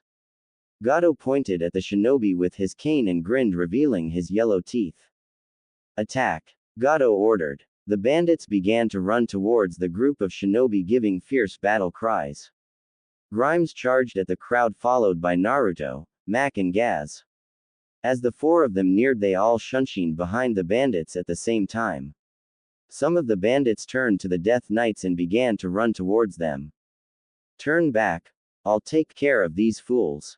Gato barked. The bandits that turned to help nodded and continued to run towards the other shinobi. Gato looked at the 4 Death Knights in front of him and cackled madly. Grimes pointed his sword at Gato and glared at him, sending some killing intent towards him. Gato was somewhat surprised at the killing intent but sent his own towards the Death Knights. Although they didn't show it physically, Naruto, Mac and Gaz felt the hair on their necks stand on end. Grimes wasn't fazed by the killing intent. We know what you are, Gato. And as Knights of the Aben Blade, it is our duty to vanquish the scourge. Gaz said, glaring at Gato. Well then, let me test your abilities in my master's place. Gato said, grinning. Gato held his arms out and began to float into the air. Purple aura began to appear around him until it shrouded his entire body. There was a crack as the aura appeared and a lich stood in Gato's position. We have to force him to release his phylactery, Grimes muttered. A phylactery holds the powers of the lich. Unless destroyed, the lich will not die and its powers will stay in place. I think that's right. Plan? Mac asked. Mac, you and Gaz will help attack him unless he summons any minions, then I want you guys to deal with them. Naruto and I will be attack Gato at all times. When he drops the phylactery, hit it with all you got until it shatters. Alright, watch each other's backs, Naruto said, glancing at them. Let's go. Grimes roared, charging at Gato with his greatsword. Naruto, Mac and Gaz followed their captain and attacked Gato. Mac slashed at Gato with a hard strike, hitting him in the stomach. Gato shot a frost bolt down at Mac, but he jumped to the right, avoiding it. Gaz summoned his ghoul and went through some hand signs he learned from the scroll. Doden. Doryu armor. Gaz muttered, placing a hand on his ghoul. His ghoul became encased in a strong rock-like armor. Gato fired a frost bolt at the ghoul, but it shot back at him. What? Gato yelled in surprise. The frost bolt hit Gato in the chest, causing him to grunt in pain. His power was very strong, and being on its receiving end really hurt him. He swatted the ghoul, knocking it back at Gaz. Gaz's ghoul slammed into him, taking him to the ground with a thud. Get off me, you palooka! Gaz shouted, trying to push Walter off of him. Grimes slashed at Gato with a rune strike, hearing a loud clang as it went straight into him and hitting the phylactery. Gato growled and fired a shadow bolt at Grimes, hitting him in the chest, sending him airborne. Hyouten Tepudama. Grimes called, firing ice bullets at Gato. Frost barrier, Gato murmured, causing the ice bullets to repel in all directions after hitting his shield. Damn it, he reflected my attack with a frost barrier. Grimes thought. Gato fired a shadow bolt and a frost bolt at Mac and Naruto, who dodged them. Gaz managed to get behind Gato and slammed his palms into the ground using a death and decay attack. Gato's hand grabbed Gaz by the foot and picking him up. Gaz looked at Gato's upside-down face only to see a hand be placed in front of him with a shadow bolt coming into place. Gato's attack suddenly stopped after Naruto used Mind Freeze on him. He quickly fired a frost bolt at Gaz, hitting him in the stomach, sending him to the ground in pain. Mac jumped back and went through some hand signs. He held out both hands, sending a tornado of wind at Gato, who was focused on Grimes, who was hitting him with an icy touch. Mac then hurled his sword to the twister and it began to be carried to Gato. Futen. Kaden Rune Blade. Mac yelled. The tornado began to spin around Gato, slashing into him with Mac's airborne blade. Gato growled and conjured another frost barrier, sending the blade back to Mac. Mac caught his blade the hilt and charged at Gato. Back on the other side of the bridge, the shinobi were knocking the bandits out one at a time. Hinata finished a hand sign, sending a bullet of water into a bandit's chest, sending him into 2 others. Kakashi appeared behind a bandit and punched him directly in the kidneys, knocking him out. Kurenai had trapped some bandits in a genjutsu, sending them into a deep sleep. Sakura stood in front of Tazuna, her legs shaking as she watched the fight before her. She held a kunai at the ready just in case any bandits got through the others. Shino had his Kikai bugs shoot from his sleeves, latching on to some bandits which began to suck their blood. Sasuke was knocking out one bandit from the next from various kicks and punches. Kiba and Akamaru went into their beast mimicry attack and began slamming into bandits that came from the right flank. I require aid, come to me minions. Gato boomed. The ground began to tremble as ghouls, zombies and abominations began to appear from the ground. Mac and Gaz quickly rushed to attack the horde of scourge that appeared in front of them. Grimes charged Gato from the left while Naruto came from the right. Grimes held out his palm after using Death Chill to strengthen his attack and sent a blast of ice and wind into Gato's side. Gato roared in anger and focused on Grimes after being hit by his howling blast. Fuden. Renkuden. Naruto yelled, holding out his palm. The blast of wind smashed into Gato's back, making him stagger forward from the hit. He turned to Naruto only to feel another strike from behind him as Grimes hit him with Rune Strike again. Mac, Gaz, Naruto and Grimes surrounded Gato and held their hands out. Hungering cold. They chorused, freezing Gato in a massive block of ice. Let's end this now. Grimes barked. Walter, jump onto the block of ice. Gaz ordered, sending his ghoul towards Gato. Hyouten Tepudama. Fuden. Renkuden. Fuden. Kaden Rune Blade. Gato finally broke free from the ice prison but was immobilized as Gaz's ghoul pinned his arms to the side. Gato tried to shake the ghoul off, but the earth armor made him heavier than steel. He could only watch in horror as the attacks combined into one. His eyes widened and he felt excruciating pain hit him with full force. Gato was blasted into a steel pole which caused his phylactery to shoot out from his stomach covered in blue blood. Destroy the phylactery. Grimes ordered. Walter. Chakra corpse explosion, now. Gaz yelled. Walter jumped onto the cauldron and began to cackle like a maniac. Gato began to struggle as he held out a palm to cast Frost Bolt. Grimes saw this and quickly used Mind Freeze to stop him. Gato could only watch as the ghoul began to grow twice its size and tremble violently. Walter, go boom. Walter cackled as he stopped trembling. The explosion shook the entire area, causing everyone to fall to the ground and look towards the source. The shinobi looked in the direction where Grimes took Gaz, Mac and Naruto to fight Gato. The remaining bandits stopped and looked back to where their boss was to see the outcome. Naruto lifted his head up from the bridge and shook it to move the hair from his eyes. He heard others coughing from the dust cloud that kicked up from the explosion.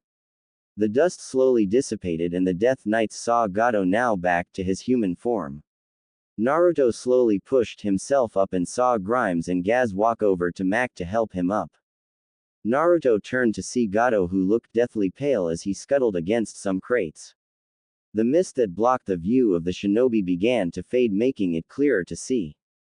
They saw the 4 Death Knights looking at something sitting up against some crates. Naruto pointed his blade at Gato's throat, ready to finish him. Please, don't kill me. I'll give you all my money and leave Nami no Kuni right now and never return. Gato pleaded desperately. You dare try to save your skin by bribing us after all the crimes you've done? Grimes asked, glaring down at him. I'll tell you everything, even how I got my powers. Okay, fine. We'll spare you if you tell us how you got your powers, Grimes replied, gaining shocked looks from his students. Well, I gained my powers from some kind of creature. It looked exactly like I did earlier. A lich gave you your powers? Gaz asked, not liking where this was going. Whatever they're called, but yeah, I got it from one of those things. Do you happen to know the name of the lich? Mac asked. Kel'Thuzad or something like that. He found me in my warehouse after entering from some portal that appeared, gave me the powers, went in the portal and vanished. I see, Grimes said with a nod. Can I please leave now? Sure, but first. Grimes pulled out a blindfold and wrapped it around Gato's eyes. He led him over to the center of the bridge and turned him to face away from the village. Walk all the way to the end of the bridge, then you can take your blindfold off, Grimes instructed, pushing him forward. Gato held his hands out in front of him and began to walk forward. Grimes looked at Naruto and nodded at Gato. Naruto, getting the message, crept up behind him, sword at the ready. Naruto swung his blade across the back of Gato's neck, decapitating him. Gato's body fell to ground with a sickening thud, blood pooling around his corpse. The land of Nami no Kuni, after 2 years, was finally free.